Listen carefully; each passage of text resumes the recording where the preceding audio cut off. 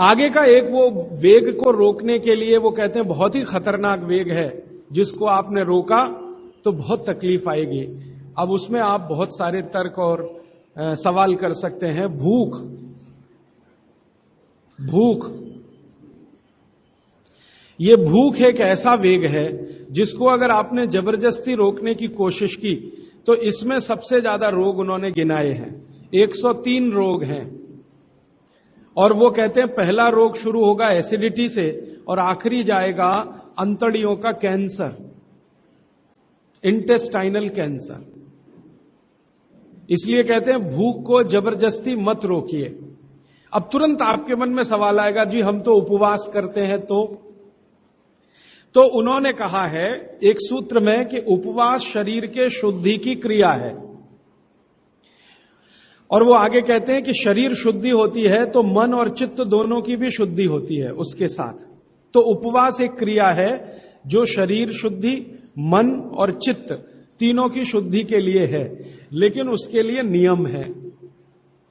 वो ये कहते हैं कि जब आपके शरीर में आपको ऐसा लगने लगे कि अतिरिक्त कुछ हो रहा है, अतिरिक्त से मतलब मैं समझाता हूं, आप खाना खा रहे हैं और आपको ऐसा लग रहा है कि जितनी जरूरत है उतना खा रहे हैं, और कभी ऐसा लगने लगे कि जरूरत से ज्यादा खा लिया है, हमको तुरंत महसूस हो जाएगा, ये शरीर तुरंत बता देगा कि आज तो कुछ ज्यादा ही खा लिया।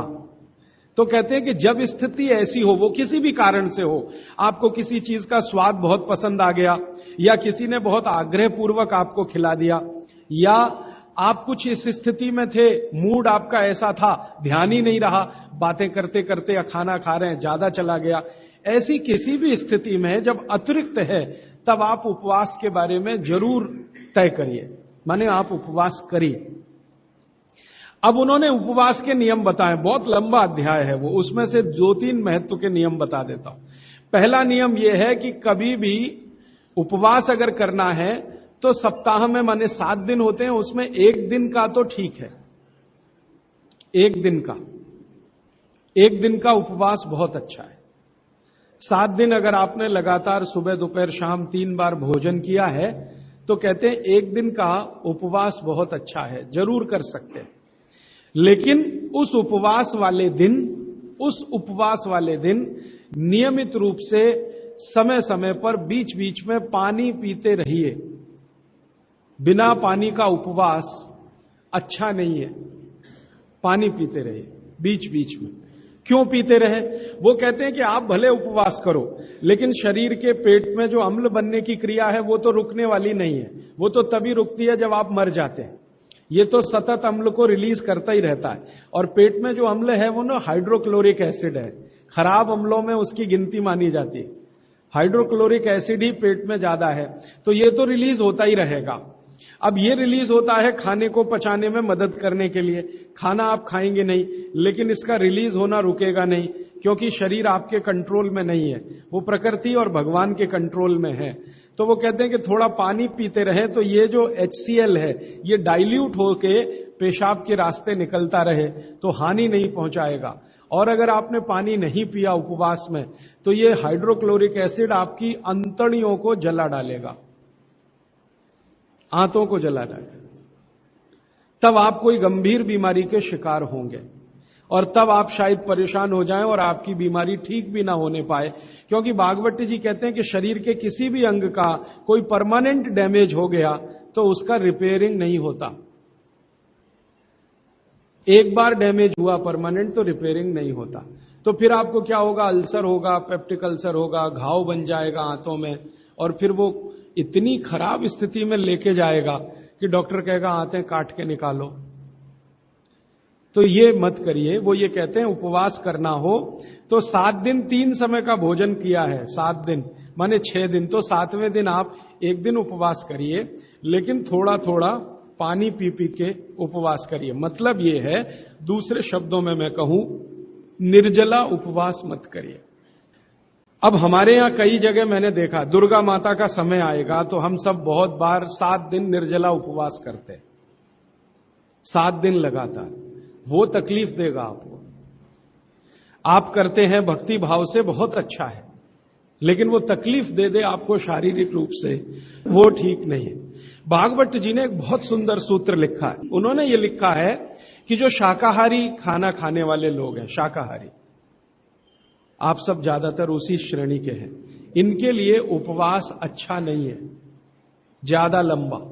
लेकिन जो मांसाहारी खाना खाते हैं उनको लंबे उपवास करने ही चाहिए।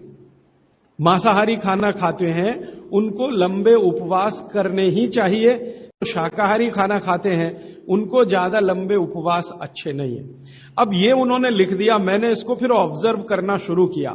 प्रकृति में दो तरह के जानवर हैं, आप जानते हैं।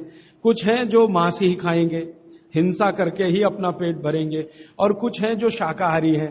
गाय जैसे है, बकरी जैसे है, भैंस है, बैल है, चिड़िया है, ये सब शाकाहारी जीवों में गिनती होती है। लेकिन शेर है, चीता है, लगड़भग्गा है, लोमड़ी है, कुत्ता है, ये ऐसे जीव हैं जो मांस भी खाते हैं, और कुछ तो मांस ही खाते हैं। जैसे सांप है, बड़े से बड़ा सांप अजगर ले लो और छोटे से छोटा रसल्स, वाइपर या करेत ले लो, ये मांस ही खाते हैं। मेढक को खाएंगे, छिपकली को खाएंगे, केचुओं को खाएंगे, कुछ ना कुछ ऐसे जीवों को खाएंगे। लेकिन ये बड़े पक्के हैं नियम के। बाघभट्ट का सारा कुछ इन्होंने ही सीखा है।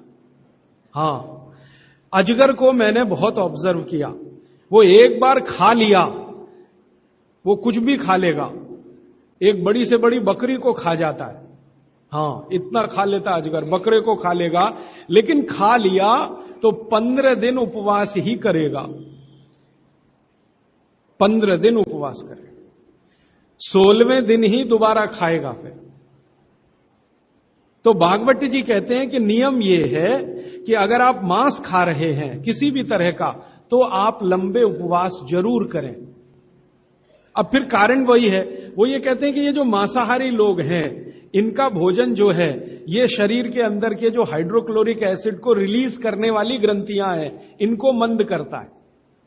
मांस का जो पाचन है, उसमें से जो कुछ भी आपके शरीर को मिलने वाला है, वो आपके शरीर में एसिड रिलीज करने वाली जो ग्रंथियां हैं, उनकी क्रिया को मंद करेगा, तो कम निकलेगा, तो वो लंबे उपवास कर सकते हैं। शाकाहारी लोगों के लिए उन्होंने कहा है लंबे उपवास ना करें, और कोई कारण से आप कर रहे हैं तो ये उनकी बात ध्यान में रखें, बीच बीच में पानी पीते रहें। अब आप बोले जी पानी कैसा पिएं, तो उस पानी के लिए 20-25 सूत्र लिखे। जैसे लौंग का पानी पिएं, लंबे उपवास अगर आप कर रहे हैं तो लौंग का पानी पिएं। मूंग का पानी पिएं, मूंग की दाल आप समझते हैं, उसका पानी बनाना आप सब जानते हैं। मूंग की दाल का पानी पिएं, पानी में घी डाल के पिएं। ये भागवत जी ने ही लिखा और किसी ने नहीं लिखा। दूध में घी डाल के पिएं, ये तो चरक ने भी कहा है, सुश्रुत ने भी कहा है, पाराशर ने कहा है, निघंटू ने कहा है, 20 लोगों ने। पानी में घी डाल के पिएं, ये भागवत जी का ही है। वो कहते हैं लंबे उपवास कर रहे हैं तो पानी में घी डाल के, घी माने गाय का घी, भैंस के घी का कहीं भी उन्होंने जिक्र नहीं किया। एक ही जगह किया है, जो पहलवान है, कुश्ती लड़ रहे हैं, वो भैंस का घी खाएं, बाकी लोगों के लिए भैंस का घी नहीं है, गाय का घी। तो पानी में घी डाल के पिए। पक्का पानी पिए। पक्का पानी आप सब समझते हैं, उबाल के पानी बनाया हुआ। पक्का पानी बनाते समय आप जानते हैं थोड़ा चूना भी डाला जाता है, तो चूने का पानी पिए। ऐसे कर करके 23-24 सूत्र उन्होंने लिखे हैं। वो लंबे उपवास करने वालों के लिए हैं। माने आप में से जैन धर्म का पालन करने वाले लोग लंबे लंबे उपवास करते हैं, तो उनके लिए है।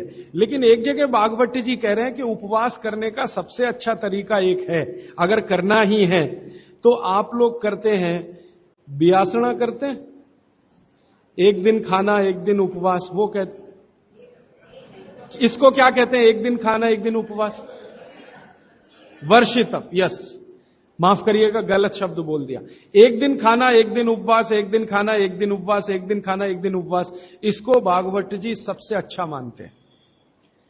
लगातार 6 दिन खाना और एक दिन उपवास, वो कहते हैं ठीक है, मजबूरी का काम है, आप कर लीजिए। लेकिन अगर आपको दिल से उपवास में उतरना ही है तो ये बेहतर है, एक दिन खाना एक दिन तो वो कहते हैं कि थोड़े दिन में शरीर इसका आदी हो जाता है, और फिर आपके शरीर में एसिड निकलने की क्रिया उसी के हिसाब से होती है। थोड़े दिन में, पहले कुछ दिन तकलीफ आएगी, लेकिन थोड़े दिन में आदि हो जाएगा। और शायद इसलिए जैन दर्शन में या जैन समाज में वर्षी तप करने वालों का बहुत महत्व है, बड़ा सम्मान किया जाता है, बहुत गाजे बाजे के साथ उनको मंच पर बिठा के मालाएं डाल के। वो शायद इसलिए है कि वो बहुत वैज्ञानिक काम कुछ कर रहे हैं। तो वो भूख के बारे में कह रहे हैं कि भूख का वेग ज्यादा रोकना नहीं, अगर आप मेहनत और मजदूरी कर रहे हैं तब तो कभी मत रोकना। भागवत जी कहते हैं कि जो खेत में काम करने वाले मजदूर हैं या किसान हैं, उनके लिए उपवास नहीं है, उनके लिए उपवास नहीं है। जो सड़क पे गाड़ी खींच रहे हैं, ठेला खींच रहे हैं, उनके लिए उपवास नहीं है। उपवास उनके लिए है जिनको शरीर श्रम ज्यादा नहीं करना, उनके लिए, माने आपके लिए, मेरे लिए ज्यादा उपवास बात है, मेहनत करने वालों को ज्यादा उपवास नहीं। उनको तो जब भूख लगे तभी खाना खाने के लिए बोला है, लेकिन वो कहते हैं कि खाने का समय तय कर लें तो भूख भी उसी के हिसाब से लगती है। सुबह का समय वो बोलते हैं सबसे अच्छा, दोपहर का उससे थोड़ा कम अच्छा, और शाम का सबसे कम अच्छा। माने सुबह का नाश्ता या भोजन जैसा हो, दोपहर का लंच जो है नाश्ते जैसा हो, और रात का खाना तो बिल्कुल या कम से कम, शाम का खाना कम से कम हो। वो मैं पहले दिन आपको दूसरे दिन बता चुका।